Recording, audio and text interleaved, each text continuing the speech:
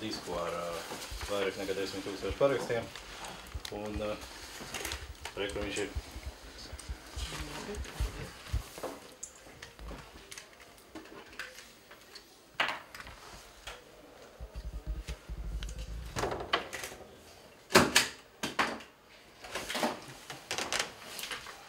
Var viena.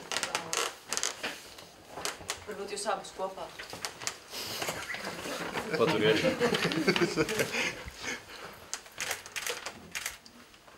Parlaments šodien ir saņēmis iedzīvotāju kolektīvu iesniegumu, kur ir parakstījuši vairāk nekā 10 000 Latvijas Republikas pilsoņu, precīzāk 10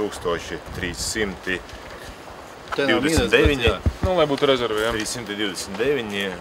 Parlamentu uz doto brīdi ir jāņem vērā sabiedrības izteiktais viedoklis un ir jāaptver Citadeles bankas pārdošanu.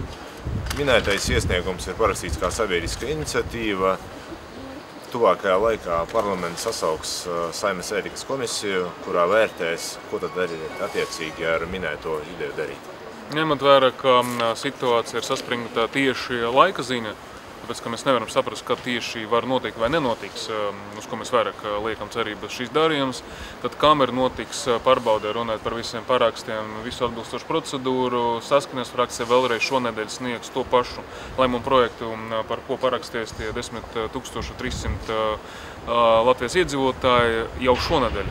Vēlreiz tāda veida piedāvājot Saeimas deputātiem visiem izteikt atklāta veida, atklātā balsojuma, balsot vai nu par vai nu pret savu viedokli par to, kas notiek ar Citadeles banku.